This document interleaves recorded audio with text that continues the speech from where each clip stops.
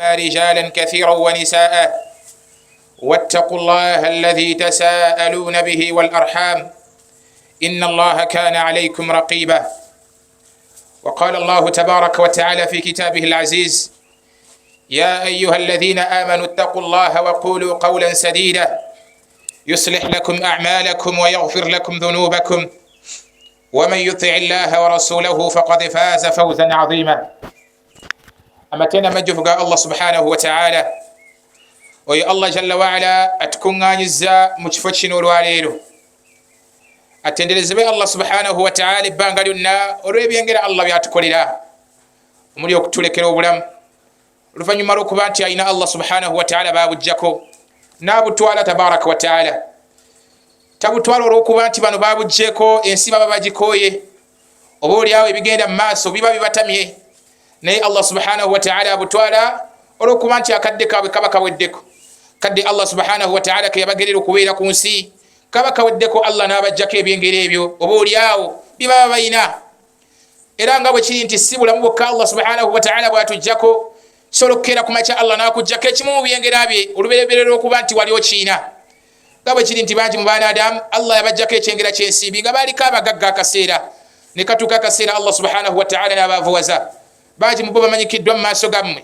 bangi mu bo mubageya n'okubageya muboogerako eyo gye batali. Olw'ebyo Allah subhanahu wa ta'ala bye bakendeezaako. Gundi oyo yali mugagga naye bwakeera ku makya Allah n'amukola ki? N'amwavuwaza. Manyi n'obbakwata ensobi n'ogamba nti kale oyo tabakukola bw'ati singa essaawa zinakyali mugagga. Ne mmanyi okuboogerera ebigambo eby'enjawulo nga Allah subhanahu wa ta'ala abaggyeko ebyo byabaggyeko. Naye gwe Abdallah byonna okyabiina muganda wange ampuliriza. Byonna ebyengera bye watandika nabyo obulamu okyabiina. Tolina Allah kyeri akukendeezaako.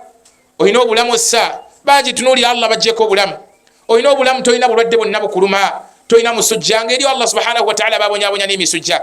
Toina mutwe gukuluma eri Allah babonyabonya n'emitwe. Toina pressure eri Allah subhanahu wa ta'ala babonyabonya ne pressure. Nebishibaddu ba Allah bibitiibwa tubeera abaddu abebaza Allah subhanahu wa ta'ala olw'ebyo ebyengera Allah byakyatulekedde. Allah kyakuwadde obulamu ssa. Allah subhanahu wa ta'ala kyakuwadde obulamu toina wakuluma. Toina wakuluma Abdallah beera omuddu eyebaza Allah subhanahu wa ta'ala n'ebyo Allah byamukolera. Nzirako okusalya ku mbaka waffe Muhammad sallallahu alayhi wa sallam yatujjira n'ekyengera eky'obusiraamu nenzirako okubakuutira ebbanga lyonna okubeera abaddu abatya Allah subhanahu wa ta'ala. Kunu ibadallahi almuttaqin, ebbanga lyonna ab'ebitiibwa mubeere abaddu abatya Allah subhanahu wa ta'ala mu butuufu bw'okumutya. Beesiimye abalisinkana Allah waabwe tabaraka wa ta'ala oluvannyuma lw'obulamu buno obw'ensi nga baali abaddu abamutya mu butuufu bw'okumutya. Mutya Allah subhanahu wa ta'ala abaddu ba Allah b'ebitiibwa. Teri nsonga yatuteesa mu nsi muno okuggyako okuba nti Allah tumutya mu butuufu bw'okumutya. Beera y'okuba nti tukola byonna Allah subhanahu wa ta'ala bye yatulagira n'okuleka Allah subhanahu wa ta'ala bye yatuziiza. Mulamwa gwaffe ogw'olwaleero tugenda kuba nga tutundako muzimu ku nsonga mu bimu ku bizibu bye tusanze ensangi zino oboolyawo nga bituleetedde okubeera nga tuli mu kufaafaaganirwa era nga bigenda tuleetera okubeera nga tutuuka mu maaso g'owekitiibwa Allah nga tuli mu abo abatagenda kuweebwa jjana, nga tulimu abo abagenda okubeera nga tufaafaagana ne ku lunaku lw'enkomerero. Ebimu ku bizibu bye tusanze ensangi zino abamu ku baddu bye tusanze naddala ffe abavubuka n'abo abakuliridde mu myaka ng'ebizibu ebyo bigenda tufuukira ensonga ennene ey'okuba nti kuno ku nsi tetulina kye tuganyuddwamu. Wakadhalika ne mu maaso g'owekitiibwa Allah subhanahu wa ta'ala tugenda tutuukayo ng'ensi bwetu nayo yeteyatugasa ayi tutuuke mu maaso g'owekitiibwa Allah subhanahu wa ta'ala nga tulimu abo abagenda okuyingira omuliro jahannam. Nsonga ziri ttaano zetugenda okutunako olunaku olwaleero oba ebizibu biri bitaano bye tusanze kuno ku dunya. Abasinga mu ffe kabiruna wa saghiruna, abakulu mu ffe n'abato mu ffe, abavubuka mu ffe, abakadde mu ffe, abaana abato mu ffe ng'ebizibu ebyo bituleetedde obuzibu obunene okuba nti ensi bwettu bwe tufiiriddwa oba bwettu bwe tugifiiriddwa. Wakadhalika ne mu maaso g'owekitiibwa Allah subhanahu wa ta'ala tugenda tutuukayo nga tetuyina kye tuyina. Nsonga esookera ddala dhaifu l-iman, okuba n'enzikiriza ennafu, walghafula n'okwesuulirayo gwannaggamba ku mateeka g'owekitiibwa Allah subhanahu wa ta'ala. Kubeera nti abaddu ensangi zino twesanze ng'obukkiriza bwaffe bunafu mbere y'okuteekesa mu nkola amateeka ga Allah subhanahu wa ta'ala. Bangi muffe tugagayaaliridde tusulayo gwannaggamba sanga Abdullah nga wallahi budde bwa ssala naye nga tagenze kusaala. Tusanze abaddu ensangi zino nga bafuddeyo nnyo ku dunya, al inshighalu bidunya, kuba nti ensi etufuukidde ekizibu, se tufudde bize, tuli mu kunoonya kawoko wano na wali. Wallahi netubeeranga tugayaliridde amateeka ga Allah subhanahu wa ta'ala, al inshighalu bidunya, kuba nti ensi etufudde bize wano na wali, kubeera nti tuli mu mbeera ya kunoonya sente. tushane twekanga nga tukedde kumacha nga kathiru minna maji mufenga ne swala tujigayalirira essala nga wallahi tujireka sanga omusilamu nga tasala sala olwaki olwa business jaina banji mu boba ina maboda wallahi nga baganya okugapakinga olunaku olwaleero olwa juma okugapakinga okugateeka wali bajje basale salama weyo Allah subhanahu wa ta'ala dakika 40 baweyo Allah subhanahu wa ta'ala dakika 30 al-inshighal bid-dunya kubanti ense tufudde bize netwelabira amateeka ga Allah subhanahu wa ta'ala ataba abafuddeyo kubeera nti bagateekesa mu nkola bagatekesa mu nkola tahawunan mbera yakujajamya abafuddeyo kusala bagayaliridde sala zaabwe osanga oli afudde yakadde nafisayo mu lunaku lw'obudde bwafusizayo genda mu sala ng'essola tagiwadde budde bumala nasala essola nga agijabula abonno be bafuddeyo be bagambye nti kale feka tufeeyoko ku mateeka ga Allah subhanahu wa ta'ala edduniya eremetutwala nnyo الدنيا لم تتوالنيو نيجو تشيزر واشي ضعف الإيمان والغفلة كبيرا أنت يوكلزا ونفهم الله twagana okubeera n'okukkiriza okujjudde mu mateeka g'owekitiibwa Allah subhanahu wa ta'ala n'okuba nti twagala nnyo okuteekesa mu nkola wakadhalika alghafula n'okwesuulirayo gwa naggambo obugayaavu ne butusukkako mu kubeera tuteekesa mu nkola amateeka ga Allah subhanahu wa ta'ala abo abasinga bagayadde ne bagaana okuteekesa mu nkola ate abo abafuddeyo okuteekesa mu nkola ne bateekesa mu nkola nga bagayaavu n'asaala essala nga talina wuzu n'osanga omusiraamu azze okusaala essala afuddeyo okubaako omutima gwe ng'aguwaayo eri Allah subhanahu wa ta'ala ng'ajja mu ssala waasaala dhuhuri asri tagenda gisaala waasaala maghribi isha tagenda gisala abonno be bafuddeyoko okwagala okuteekesa mu nkola amateeka ga Allah subhanahu wa ta'ala nabashibatu ba Allah ekyo ekizibu tukisanze olwokuba nti twesuuliddeyo gwa naggamba mu kuteekesa mu nkola amateeka ga Allah subhanahu wa ta'ala bwetyo yasire tusalira bwerere naye ate singa abaddu banafaayo okusaala essala ne bafaayo okuteekesa mu nkola amateeka g'owekitiibwa Allah subhanahu wa ta'ala bagenda kwesima kuno ku dunya ne kuki ne ku akhira obulamu obulungi okwetaaga obulamu obulungi bwe twetaaga kuno ku dunya ne ku lunaku lw'enkomerero Allah agenda kubutuwa nga tumaze kujjumbira mu kuteekesa mu nkola amateeka ge Allah subhanahu wa ta'ala Allah nati mutumwa ku budde Allah subhanahu wa ta'ala ngofunayo akadde naye n'omusinza n'osaala essala n'osiiba ramadan n'owaayoko mu kkubo lya Allah subhanahu wa ta'ala Allah ajja kuwa bye weetaaga Allah ajja kuwa bye weetaaga abdallah naye olwokuba nti tuganya okuwa Allah akadde ke ne tugayaala mu kuteekesa mu nkola amateeka ga Allah subhanahu wa ta'ala bukedde kumacha nga n'okubonaabona ku nsi tubonaabona nga n'obulamu okunsi obulungi Allah aganye obutuwa olwokuba nti tumwerabidde ensi tufudde bize Allah ne tumukolaki ne tumwerabira naye nga ate Allah agamba mu Qur'an ti man amila salihan yenna akola emirimu emirungi yenna gwe Katonda n'awaayo obudde n'ateekesa mu nkola ebyo Allah bye yamulagira n'asaala essala n'asiiba omwezi gwa Ramadan n'asiiba ennaku za sunna n'awaayo mu kkubo lya Allah subhanahu wa ta'ala n'asoma ku kitabo kya Allah subhanahu wa ta'ala ng'afunayo akadde nga koka kutunula mu Qur'an n'afunayo akadde nga koka kuleta adhkar sabahan wa masan misana na kiro kumachana lweggulo wallahi Allah agamba nti min dhakarin aw untha yenafuna akaddako nakawayo nakola emirimu emirungi mbasajja obambakyala wa huwa mu'minun nga mukkiriza ng'abikola na kukkiriza ti byonna bikola ku lwa Allah subhanahu wa ta'ala ng'abikola na kukkiriza ti Allah subhanahu wa ta'ala yagenda okumuwa empeera y'ebyo byakola Allah agamba nti falanuhiyannahu hayatan tayyiba tugenda kumuwa obulamu obulungi Allah agamba tugenda kumuwa obulamu obulungi kuno ku nsi Allah agenda kuwa obulamu obweyagaza ng'ofuddeyo n'owaayo akaddeko n'ofunayo akadde mu lunaku lwonna mu budde bwe bwonna bw'olina byonna ebikufuula bize n'obikola naye ng'ofunayo akaddeko n'okawa ku Allah n'okola ku mirimu ebirungi abdallah Allah agamba nti falanuhiyannahu hayatan tayyiba tugenda kumuwa obulamu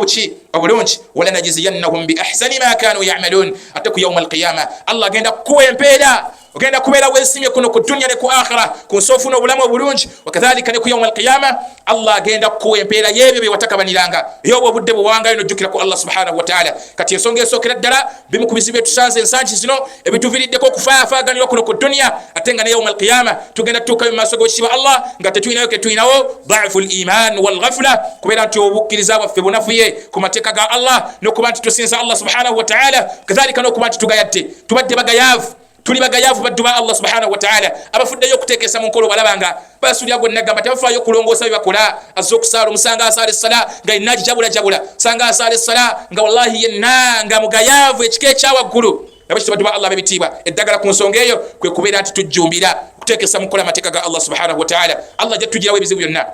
jumbira kusala ebimu kuletedde abantu okubanga nti ensangi zino mujjumbidde okukola amazambi wallahi kwesamba ssala n'ogenda okulaba ng'okedde ku makya nga gwe amazambi gakwanguyira okukola ng'obwenzi bukwanguyira n'amazambi obubbi bukwanguyira n'ebirala nga gwe bikwanguyira lwaki wasenguke essala kuba Allah subhanahu wa ta'ala yatugamba mu Qur'an ti inna as-salata tanha 'anil fahsha'i wal munkari essalero gye tusala etukomako etukugira okubeera nti tukola amazambi okubeera nti tukola ebikyamu okubeera nti tujemera amateeka ga Allah subhanahu wa ta'ala wekasa nti essala ogijumbira wekakasa nti essala ogijumbira Allah subhanahu wa ta'ala naye ajja kukugira Allah subhanahu wa ta'ala ajja kuterawo embeera ekuziiza okubeera nti omenya amateeka ge Allah tabaraka wa ta'ala. Ensonga ey'okubiri muzimu ku nsonga oba mubimu ku bizibu abavubuka n'abakadde n'abaana abato bye tusanze ensangi zino ebitugenda tuviirako kuba nti ensi tusalira bwereere wakadhalika ne mu maaso g'ekitiibwa Allah subhanahu wa ta'ala tutukeyo nga teri yadde ke tuyina mu birungi ayi nga tugenda kuweebwa omuliro gwa Allah subhanahu wa ta'ala tugenda kubeeramu abo abayingira jahannam.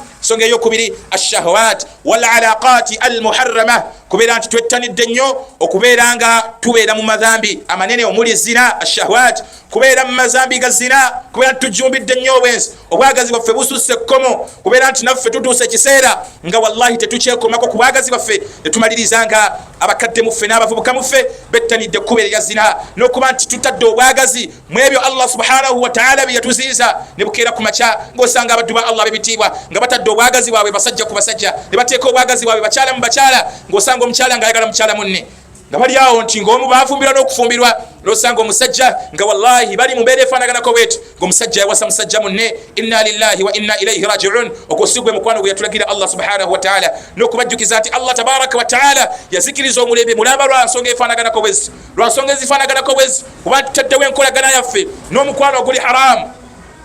kubeera tutadde omukwano gwaffe oguli haramu abagezezaako okuyita mu makuba amatuufu okuba nti abasajja babeera n'abakyala okuba nti babeera n'abasajja twekanze nga ate tuli mu zina. Sanga omusajja nga wallahi ye n'obwenzi bakolagana batta omukago tonta sirikuta ng'abeera mu bwenzi ebbanga lyonna ng'ayenda kono n'ayenda kooli n'ayenda kono n'ayenda kooli nga ye abakyala bonna abayiseemu n'atuuka akaseera ng'alina n'obukugu mu bbo gamba nti kati omukyala owa bbulaaka abakyala abaddugavu babeera bwe bati abakyala abampi bali bwe bati abakyala balina akabiina akanene babeera bwe bati nga ye Allah subhanahu wa ta'ala mu mbeera eyo y'okuba nti yasalawo okukwata ekkuba eryatuuka ekiseera nga ye n'amazambi oba n'obwenzi yatuuka ekiseera nga yakuguka mu bwenzi ng'alina experience nene ti abakyala ab'amagulu agafaanaganako bwe kati n'otuuka n'ekiseera ng'omukyala ng'olina obukugu mu basajja ti abasajja abo ab'emitwe eminene nedda abasajja abalina enviiri abasajja ab'ebiwalaata mu mbeera ezifaanaganako bwe tebali bwe bati ne bwe bati baddu ba Allah b'ebitiibwa kituviiriddeko akabenje kanene olw'okuba tutandise okusaasaanya omukwano mu mbeera ezifaanaganako bwe bati mbeera ez'okuzijaajamya wal alaqati al muharrama n'okuba tutaddewo enkolagana n'ebintu ebiri haramu enkolagana eziri haramu enkolagana ezitali mu makuba matuufu osanga oli nga yassawo enkolagana n'okugatta ku Allah subhanahu wa ta'ala osanga oli nga yassawo enkolagana enywevu n'okujemera amateeka ga Allah subhanahu wa ta'ala. Baddu ba Allah b'ebitiibwa tetugenda kuwona tetugenda kufuna bulamu businga kuno ku nsi ebbanga lyetunamala nga tutaddewo enkolagana n'ebiri haramu nga ffe tetumenyewo enkolagana yaffe nabiri haramu. Osanga omusajja nga mbikyasinza okumunyumira ebbanga lyonna osanga abavubuka ensangi zino nga mbimu kubisinga okutunyumira kubeera mu betting nga ye yassaawo enkolagana enywefu yassaawo enkolagana ey'amaanyi wakati we n'okusiba akapapula era nga bukeera ku makya n'atuula mu betting kuva ku makya paka kawungeezi nga ye teri ali mujja ku betting. Baddu ba Allah b'ebitiibwa okussaawo enkolagana n'ebyo Allah bye yatuziiza kituviirako ensonga ennene okuba nti Allah subhanahu wa ta'ala agenda tuwa obulamu obubi kuno ku dunya obulamu obubi kuno ku dunya ate ku yawma alqiyama tusinkane Allah subhanahu wa ta'ala nga tulimu abo era abafaafaaganiddwa abagenda okubeera nti baweebwa omuliro jahannam. Kizibu ekyokubiri kyetusanze ensangi zino abakadde muffe n'abavubuka muffe nga kigenda kutuviirako akabenje kuno ku dunya wakadhalika ne yawma alqiyama tusinkane omulezi waffe Allah tabaraka wa ta'ala nga tetulinayo wadde n'akalimu n'akatono bwe kati akalungi idhaatu alwaqt walkasal okubeera nti tusazeewo okwonoona akadde Allah katuwadde kubeera nti tukateeka mu bitagwana. Sanga omuvubuka ng'akadde yasalawo kukawa ssimu ng'akadde yasalawo kukawa ssimu Abdallah wallahi nga y'obudde bwe obusinga kuva ku makya paka kawungeezi abumala abutundde mu ssimu. Wallahu bavuuka bangi nnyo ensangi zino ng'obudde bwabwe obusinga mu lunaku babumala bali mu bintu bitasaana bintu bya mizannyo. Sanga awo omuvubuka nga babeera mu biboozi kituteetedde akabenje kanene baddu ba Allah b'ebitiibwa okuba nti tutaddewo enkolagana ennene n'ebintu nga tutandika okwonoona akadde kaffe Allah katuwadde. Baddu ba Allah teri kyabbeeyi kisinga mu bulamu nga kadde Allah kakuwadde era buli w'obuzibyanga n'okeera ku makya Allah n'akuwa obulamu paka obudde ne buwungeera. Wallahi weebazenga Allah subhanahu wa ta'ala kuba si bonna nti Allah ekyakibawa naye kati bukedde ku makya olw'okwonoona akadde nga bwe tutya ensi tusalidde bwereere nga tolina kyofunye mu nsi nga Allah taggaggawaza lwakwonoona kedde ku makya ng'abavubuka bangi nnyo tukaaba ebbula ly'emirimu naye nga tukubuuza okola ki Abdallah nga tosobola tunnyonnyola kale emirimu gibuuze gwe olunaku lulamba olumala okola ki tindumala ntudde waka nosanga abaana ab'obuwala nosanga bamaama ng'obudde bwo bwonna mu lunaku abumala atunuulidde tv bw'ati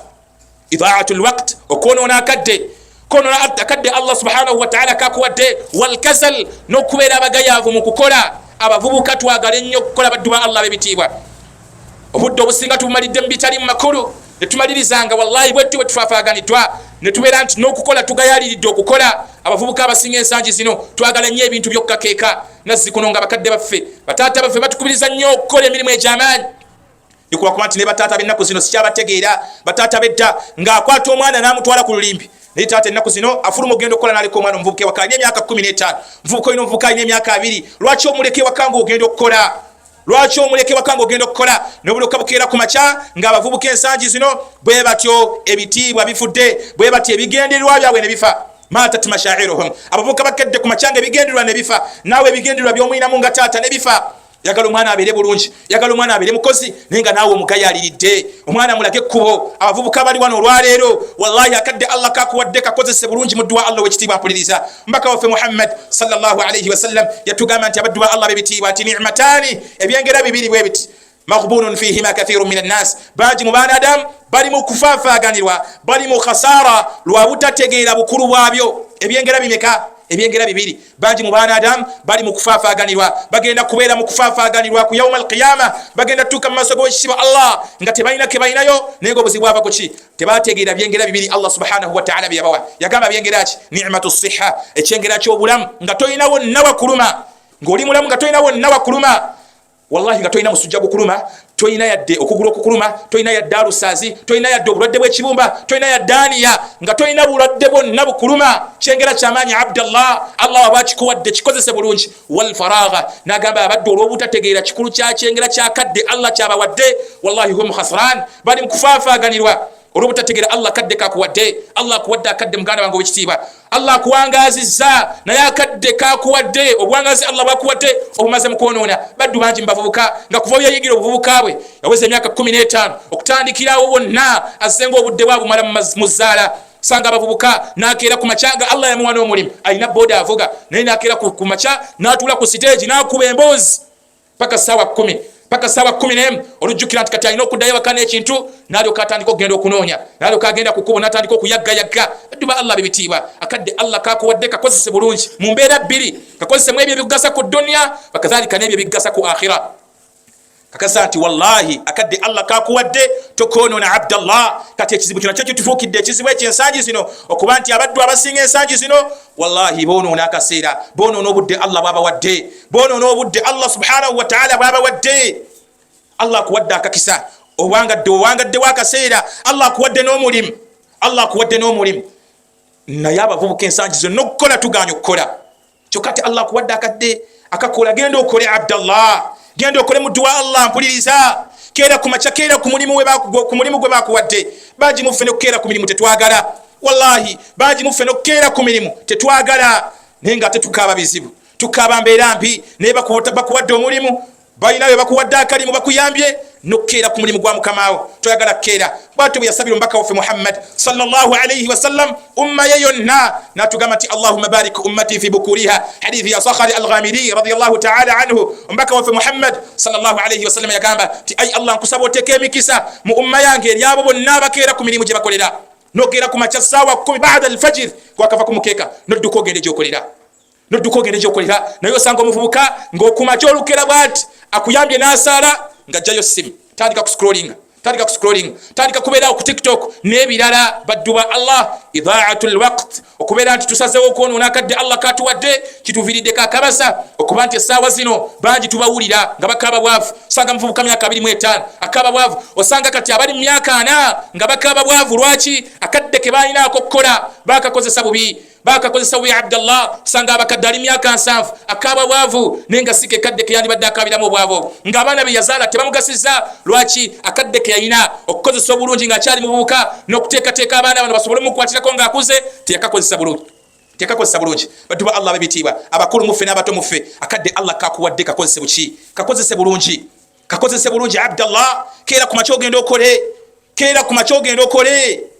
kera ku macho gendo kule Abdallah sala ku salah wayo ko mukulya Allah gwe gwachawadde akaseera buli wokera ku macho n'obukesa Allah nakusasira n'obuzibya kagasa nti ene njawulo gy'oteekawo mu bulamu si buli bonna nti Allah kibawa bangi mubo bayagadde okukeesa olunaku olwaleero nga munteekateeka balina okusala juma naye nga Allah tiyabasobozesezza kati Abdallah mu mbeera zonna mubikugasa kuno ku dunya ne ku akhira buli kyonna oba buli budde Allah bwakuwa kakasa nti obukozesa bulungi tunyiikire mu kukola man jadda wajada wa man zaraa hasada yenna anyiikira mu kukola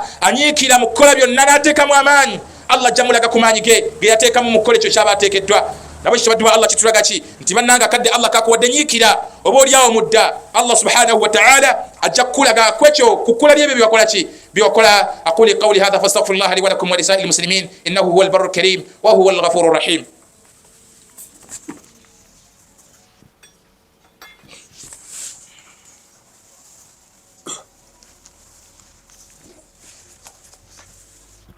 الحمد لله الذي أتم علينا النعمة وأكمل لنا الدين ورضيه والصلاة والسلام على المبعوثين رحمة للعالمين بشيرا ونذيرا وداعيا إلى الله بإذنه وسراجا منيرا. بدو الله بيتيبا تليكو بمكو بزيبو بيتو سانزي جوين سانجي زينو abavubuka muffe abato muffe n'abaana muffe n'abakadde muffe bye tusanze ebigendo tuviirako akabasa oba bituviiriddeko akabasa okuba nti bwete edduniya bwe tusaze ate ne mu maaso g'obukitiibwa Allah subhanahu wa ta'ala tugenda tutuukayo nga tetulina ketukola ki ketulina tubadde ku nsonga ey'okwonoona akadde Allah gwawadde akadde kakozese bulungi mu bimu ku muddu bye yejjusa nga Allah amaze okumujjulula yejjusa akaseera ke yayonoona ng'ali awo atudde talina byakakoleramu obanga akadde ke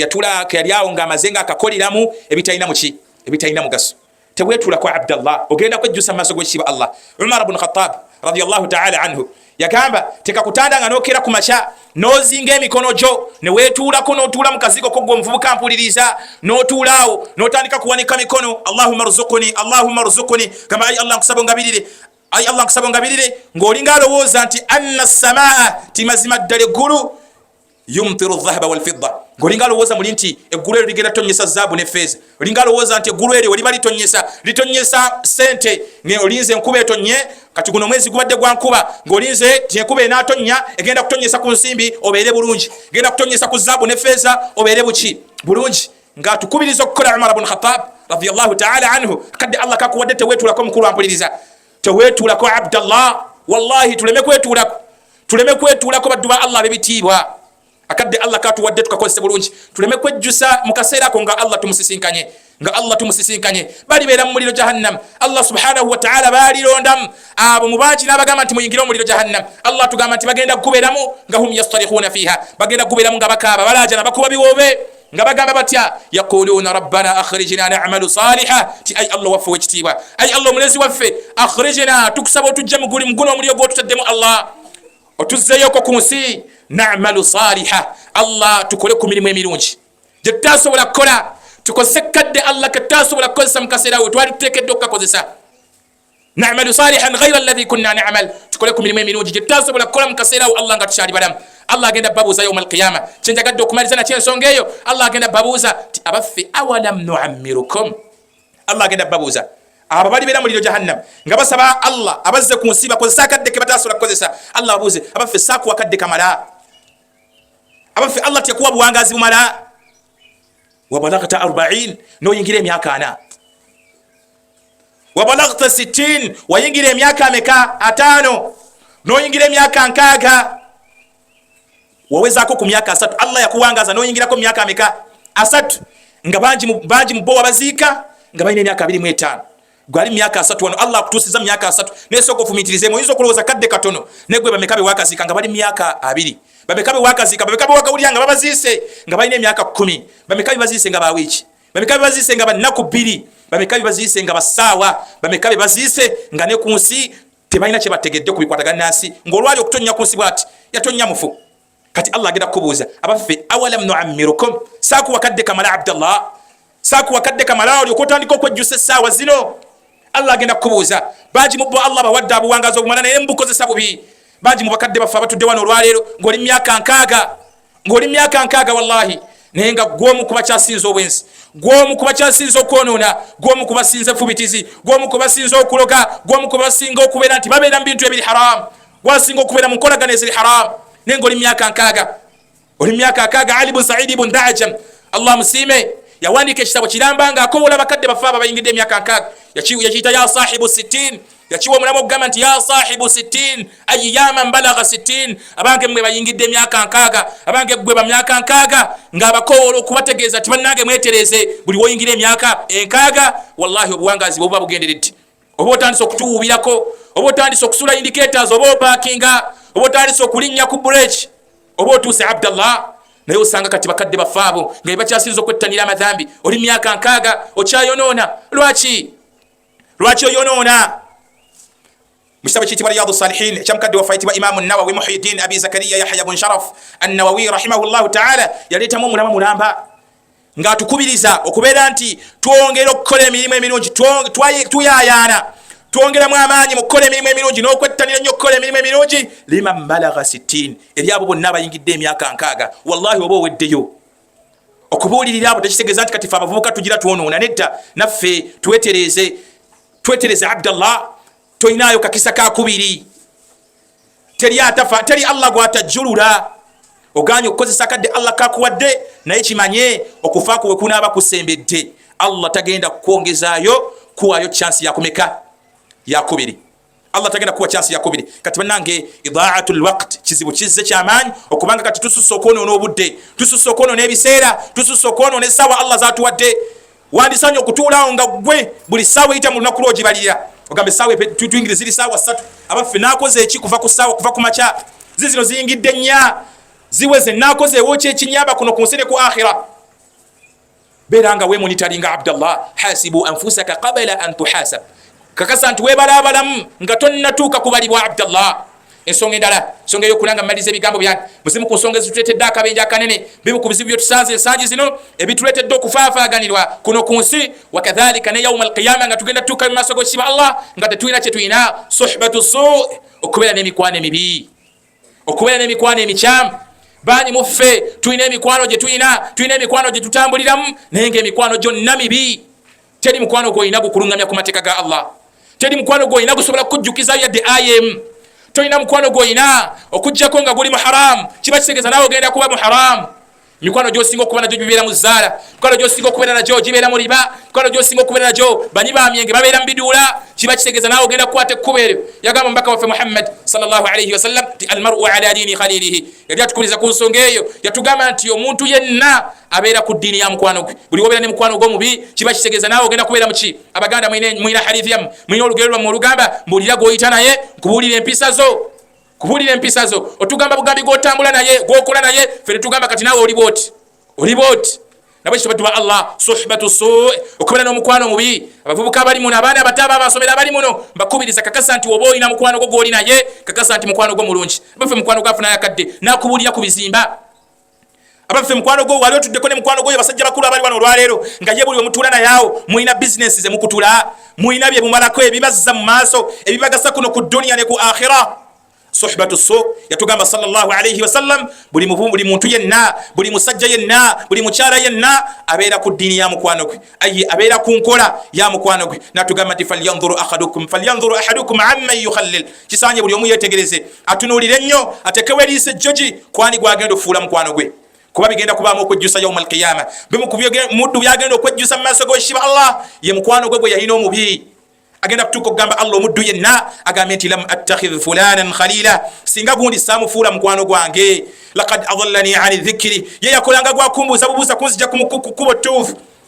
yagezaako kumbuuza kunzija ku Allah subhanahu wa ta'ala. Kadde katuukanga ak'essala nga we tuwulya ne adhaani y'omusikiti nga bazinye, naye nga ngamba tugende bugenzi mu maaso n'okusiba akapapula, nga ngamba tugende mu maaso na ludo, tugende mu maaso na biki, nga ne mugamba nti bannange tugende mu ssala nga talina kyonna kyakkiriza, nga yagezaako kumbuuza gye mikwano gye tulina. Nga buli mwoleetera ekizimba, nga gwe buli bizinesi gy'oleeta ku mmeeza akugamba sente tujja kukola mu maaso, tusooke tugendeko ejindi, ne mugenda ejjinja, ne mugenda embaale, ne mugenda nga mwe mubeera muzittuwa saawa bina. Abavubuka wallahi buli wobeeranga n'omukwano yenna nga yebyo ebirowoozo byaleeta ku mmeeza, kulya ssente, kujajaamya ssente, kakasa oyo hadha, kakasa nti oyo muvubuka gw'olina wallahi mukwano mubi. Mukwano muki? mukwano mubi okubeera n'emikwano ebibi kituviiriddeko akabenja kanene baddu ba Allah bebitiibwa kakasa nti buli woyitira wonna oba abantu bokolagana nabo mu society mu sako mwotambulira kakasa nti wallahi balungi eri obulamu bwo ng'ebirowoozo bibaleeta ideas zebateeka ku mmeeza ebigambo ebibavaamu nga birungi tosobola kwewala kuwemula ng'abakyala abobeera nabo ng'abaana bobeera nabo gwe mwana gwapuliriza abaana bobeera nabo musejezi zammwe ng'omukyala abakyala bobeera nabo eyo bemuwangaliramu nga bbawe avudde waka bobeera nabo ku mizigo nga byebyo byebakola ki byebabeeramu omukyala tosobola kwewala ŋŋambo nga bwotambulira mu baŋŋambo omusajja tosobola kwewala bizibu ng'abantu b'otambulira mu ssako gy'otambuliramu babizibu nga babizibu babeera mu mitawaana nabo kibaddu ba Allah bebitiibwa twetegereze mikwano kituviiriddeko akabenje kanene kisobola okukulemesa okubeera successful mu bulamu okubeera n'omukwano mubi wallahi okubeera n'omukwano mubi kisobola okukuviirako ensonga ennene ey'okusiraanako bangi mu bo tubawulira nga bawa obujulizi nti okuva lwe nava ku gundi oyo alhamdulillah ndi bulungi okuva lwe nata omwana oyo okuva lwe nagana mutabani wange okutambula n'oyo kati mu kiraasi alhamdulillah omwana kati omwana ebintu abitegeera nga bwe bujulizi bwe tuwa nga kiraga ki nti olw'okuba nti gundi ono yali atambula n'omuntu omubi bwatyo naye yali atandise okutambula obubi yatandise okubeera omuntu omubi kyemmaliza nakyo baddu ba Allah bebitiibwa ku nsonga eno ey'okuba nti ey'ebizibu bye tusanze ensangi zino ebituviiriddeko okubeera mu khasara kuno ku nsi okufaafaaganirwa muno mu nsi nga te ne yawma alqiyama tugenda tutuuka mu maaso g'ekitiibwa Allah nga tetulina ke tulina alfaqru wa qillatu lfaras alfaqru wa qillatu lfaras okubeera nti obwavu buyitiridde mu bavubuka obwavu buyitiridde mu bakadde obwavu busaasaanya ensangi zino wa qillatu lfaras n'okuba nti wallahi opportunities ntono n'okuba nti opportunities nki ntono kituviiriddeko okuba nti ensi bwetwo tugifiiriddwa wakadhalik ne akhira bwetwo bwe tugenda okubeera nga tukola ki otusala olw'okuba nti abavubuka obwavu bususse ne tutuuka ekiseera ne tuggwamu essuubi mu Allah obwavu olukutusukkako tujjewo essuubi lyaffe mu Allah subhanahu wa ta'ala bangi mu bonga abaana ttamu yini egenda kuggwako naye ng'abaana bo tebalinyangako ku ssomero olw'embeera eyo okuba nti sente zibuze sente zo zibuze baddu ba Allah bebitiibwa naye tetuggwamu ssuubi mu Allah ekituletedde okuba nti obwavu butukosa ensangi zino ne butuviirako okuba nti tubula ne butuviirako okuba nti tugenda kubeera nga tuli mu kubonaabona kuno ku dunya ne ku akhira kuggwamu ssuubi mu Allah tukikkirize nti kituufu obwavu bwatiikiridde buli wamu wa qillatu lfaras ne opportunities zikendedde ez'okuba n'emirimu bangi mu bonga essaawa zino bali mu kaaba nga wabadde atetenkanyiza Abdallah wallahi takyalinawo kiba kitegeeza emikisa gye gy'okuba n'akasente emikisa gye gy'okubaako naawe okukolera gikendedde naye tugamba la tayasu min Allah tokutukawo essuubi mwani mu Allah subhanahu wa ta'ala ye solution y'ekizibu ekyo bw'obwavu bwe buli baddu ba Allah bebitiibwa abantu baavu wallahi abantu baavu baddu ba Allah bebitiibwa abantu baavu kulw'okuba nti tebasobola kujja gye tuli kutugamba nti bannange nze ndi mwavu naye wallahi abantu baavu mu kubeera nti tuli baavu tugasseko n'okuba nti kati tetulina na chances zikola opportunities zikendedde emikisa egy'okukola mitono bukedde ku macanga baliko obulungi ebifo ebyebbeeyi buli omu bwe yandisaanye okutambulira okukolera nga bukedde ku macanga okutuulawo obutuuzi oteekeddwa kubanga naawe olina erinnya ery'amaanyi obanga sekyaba kuli amabega balina erinnya ery'amaanyi naye ekyo tekituleetera kuggwamu maanyi baddu ba Allah bebitiibwa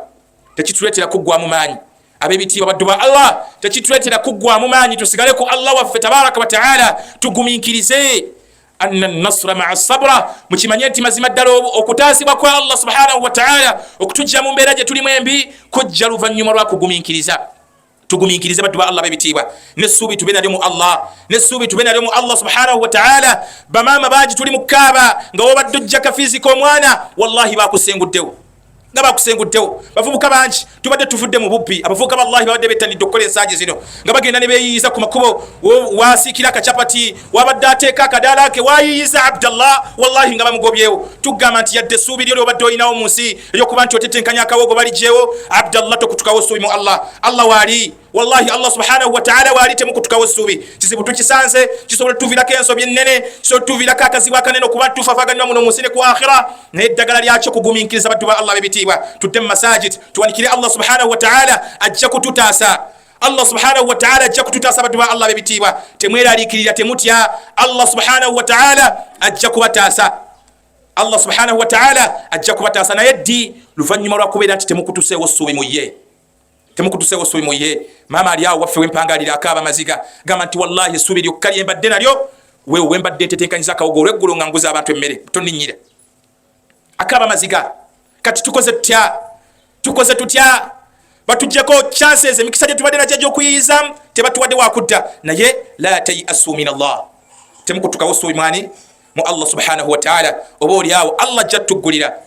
Allah subhanahu wa ta'ala jattuggulira ekyo kigezo tukakasa nti balaun kigezo bwatu Allah bweyakiteekateeka teri kigwawo okujjako nga Allah bwatu bweyakiteekateeka nga kyakubeerawo tumuwalikire Allah tumugambe kusalawo ku Allah okubaawo kwa kino ne tukusaba Allah subhanahu wa ta'ala wanga bwoti wateekateeka betugenda owangala tukusaba Allah otukyusizemu tukusaba Allah subhanahu wa ta'ala otukyusizemu baddu ba Allah bebitiibwa tusaba Allah subhanahu wa ta'ala tukyusizemu tusaba Allah tukyusizemu baddu ba Allah bebitiibwa abavubuka abali wano temuggwamu ssuubi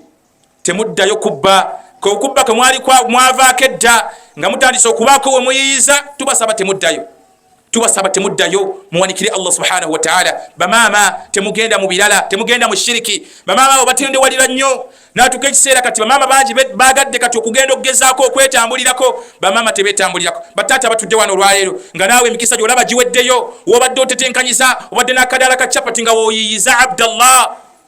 obadde n'akadalako nga kabotiki wakuba watekawo ka kiyosiki woyiyiza bakasengudde la tayasu min Allah tokutukawo ssuubi mwani mu Allah subhanahu wa ta'ala essaawa yonna Allah tabaraka wa ta'ala ajja kubanga akuggulira Allahumma salli ala Muhammad wa ala ali Muhammad kama sallaita ala Ibrahim wa ala ali Ibrahim innaka hamidun majid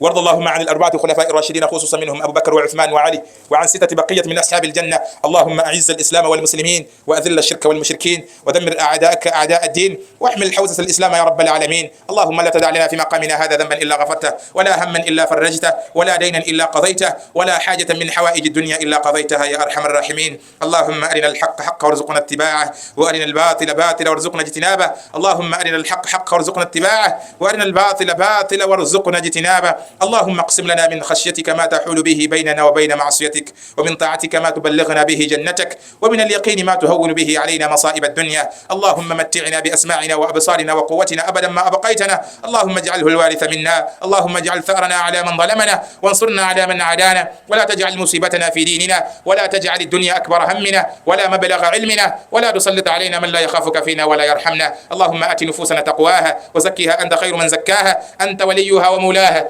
برحمتك يا أرحم الراحمين أقم الصلاة إن الصلاة كانت على المؤمنين كتابا موقوتا